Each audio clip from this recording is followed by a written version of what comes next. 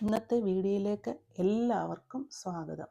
ഒരു മിക്സഡ് മെഴുക്കുവരട്ടിയുടെ റെസിപ്പിയാണ് ഷെയർ ചെയ്യുന്നത്. അധികം മസാലകളൊന്നും ചേർക്കാതെ പെട്ടെന്നുണ്ടാക്കാവുന്ന ഒരു സ്റ്റിർ ഫ്രൈ. പ്രധാന ഇൻഗ്രീഡിയൻസ് പയറും ക്യാപ്സിക്കവുമാണ്. പയറുവർഗ്ഗങ്ങൾ വളരെ ആരോഗ്യദായകമാണ്. അതുകൊണ്ട് ഇടയ്ക്കിടയ്ക്ക് നമ്മുടെ ആഹാരത്തിൽ പല രീതിയിൽ ഉൾപ്പെടുത്തുന്നത് നല്ലതാണ്. ഇവിടെ ഞാൻ എടുത്തിരിക്കുന്നത് പിൻറ്റോ ബീൻസ് ആണ്. ഇതിനു പകരം ഇതേ തരത്തിലുള്ള മറ്റു പയറുകൾ നിങ്ങൾക്കെടുക്കാം.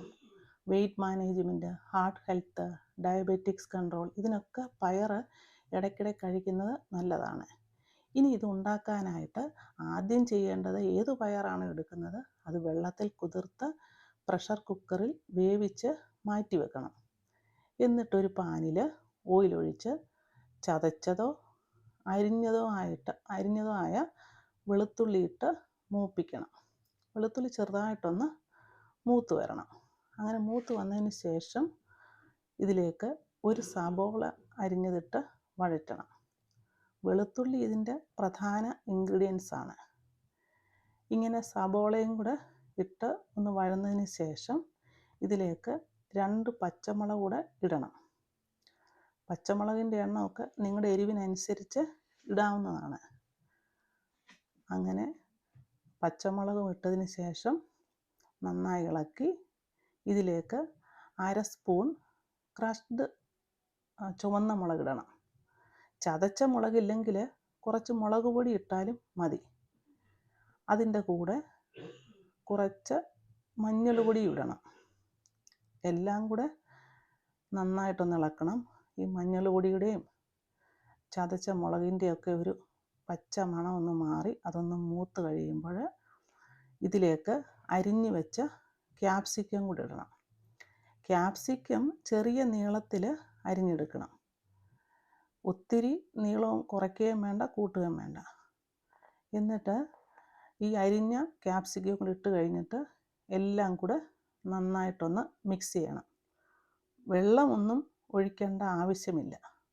ഇതിനകത്തെ വെള്ളം കൊണ്ട് തന്നെ ഇത് വെന്തോളും. അതിനു വേണ്ടി ഇത് 2 മിനിറ്റ് അടച്ചു വെച്ച് വേവിക്കണം. 2 മിനിറ്റ് അടച്ചു വെച്ചതിന് ശേഷം അത് വീണ്ടും തുറക്കുക. അപ്പോൾ ഒരു 75% വെന്ത് വന്നിട്ടുണ്ട്. ഇത് വീണ്ടും നന്നായി ഇളക്കിയതിന് ശേഷം ഇതിലേക്ക് 1/2 സ്പൂൺ കുരുമുളക് പൊടി, ആവശ്യത്തിന് ഉപ്പ് എന്നിവ ചേർക്കുക. കുരുമുളക് പൊടി ചേർക്കുമ്പോൾ ശ്രദ്ധിക്കണം. ഓൾറെഡി നമ്മൾ പച്ചമുളക്, ചതച്ച മുളക് എന്നിവ ചേർത്തിട്ടുണ്ട്. ഇങ്ങനെ ഇളക്കിയ ഈ കൂട്ടിലേക്ക് വേണം നമ്മൾ വേവിച്ച് വെച്ചിരിക്കുന്ന പയറിട്ട് ഇളക്കാനായിട്ട്. ഇതെല്ലാം കൂടെ നന്നായിട്ട് ഇളക്കിയിട്ട് വേവിച്ച പയറിടുക. പയർ വേവിക്കുമ്പോൾ ഒത്തിരി വെന്ത് പോകരുത്, എന്നാൽ വേകാതിരിക്കുകയും അരുത്.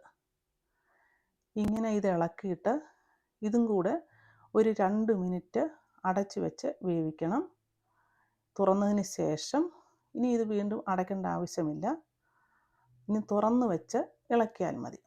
ഇങ്ങനെ ഇളക്കിക്കൊണ്ടിരിക്കുമ്പോൾ ഇതിലേക്ക് 1/2 സ്പൂൺ ഗരം മസാല ഇടണം. ഈ സമയത്താണ് ഗരം മസാല ഇടുന്നത് നല്ലത്. കാരണം എല്ലാം കൂടി മുരിഞ്ഞ് വരുമ്പോൾ നല്ലൊരു ഫ്ലേവർ കിട്ടും.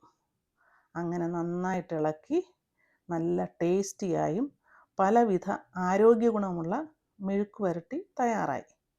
നിങ്ങളും ഇത് ഉണ്ടാക്കി നോക്കിയിട്ട് അഭിപ്രായം അറിയിക്കണേ.